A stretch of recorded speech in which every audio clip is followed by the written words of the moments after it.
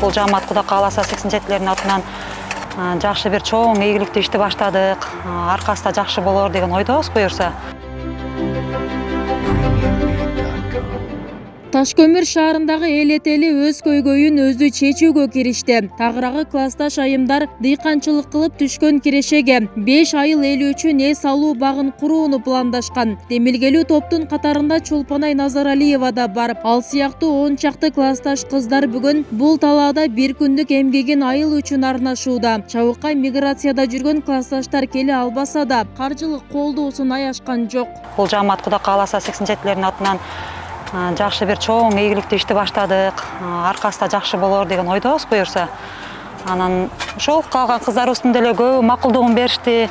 Өзүбүздүн жашаган жерде, айылыбызда мындай курабыз деген нерсенин чоң нерсесин айтты да, өмүрү түптөлбөгөн нерсе да бул.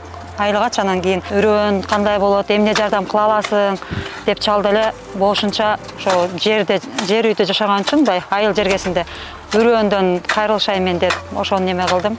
Ошол үйрөнүүбүз жакшы буюрса.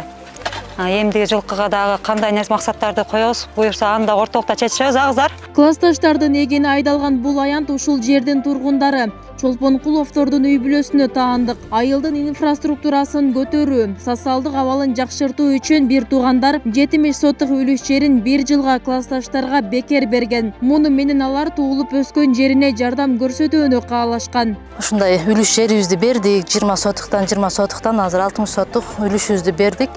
Анан биз биринчи баштайлы дедик да. Себеби дегенде азыр миграцияда жүргөн адамдар деле көп да. Алардын деле жерлери азыр бош жаткан деле жерлер бар да. Ошо бош жаткан жерлерди бизди көрүп, биз мисал болсок, биз биринчи баштап берсек, айылдын кандайдыр бир кичине болсо дагы салым кошсок деген үмүттөбүз да. Себеби дегенде биз ушул айылда төрөлүп, ушул айылда өскөнбүз, чоңойгонбуз, биздин айылыбызды биз өзүбүз көтөрбөсөк, өзүбүз ойлобосок, ким ойлойт биздин айылдычы? Анан бул жерге дагы кошумча ошо беденин түшүмүн алып же сатып иштетчүбүз да.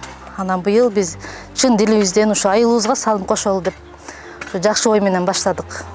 Жерди бердиңиздер, э? Жерди бердик да. Кийинки жылдары деле ушул жерди кайра бергенге даярсыздарбы, эгер жакшылык иш болгон болсо? Албетте, кийинки жылы дагы ушу азыр биздин ушу сиңдимдин долбоорун колдоп, классташтары чыкты. Биз жерди бергенден кийин айыл өкмөттөр келип, өздөрү дагы аксакалдар келип, өздөрү колдоп, жакшы иш баштапсыңар, дагы айылдаштар дагы кошулабыз деп аябай аракет жакшы, баары колдоп атышат деп ошонткенден кийин анан эмдиги жылы дагы ушундай нерселерди баштайлы деп ошо үмүт кылып, жакшы ойлорду ойлоп отурабыз да азыр. Эмдиги жылда буйруса жерлерибизди беребиз. Классташ кыздар 70 сотук жердин баарына жүгөр айдашкан. Быйыл бул түшүмдөн түшкөн кирешеге көпчүлүктүн сунушу менен айылга эс алуу багын курууну пландап жатышат. 1 жылдык эгин менен парк куруу кыйын экенин эске алып, дыйкан кыздар алгач бактын айланасын тосууну көздөшүүдө. Жер иштетип акча таап, аны элге жумшап, айылды өнүктүрүү идеясы классташтардын бири Мира Чолпонкуловага таандык. Бир эле парк куруу үчүн эмес, биздин теңдик айылынын ичинде чечилбеген ички социалдык көйгөйлөр аябай көп. Бирок ошолорду чечкенге акча керек да, баары каражатка барып такалат. Акчаны мамлекеттен сурайлы десек, мамлекет өзү байкуш кыйналып турат да. Анан лучше мамлекетке жардам кылалы дедик дагы, дыйканчылык кылайын дедим да мен. Дыйканчылык кылыш үчүн мага физикалык күч керек болду, жардамчы керек болду да.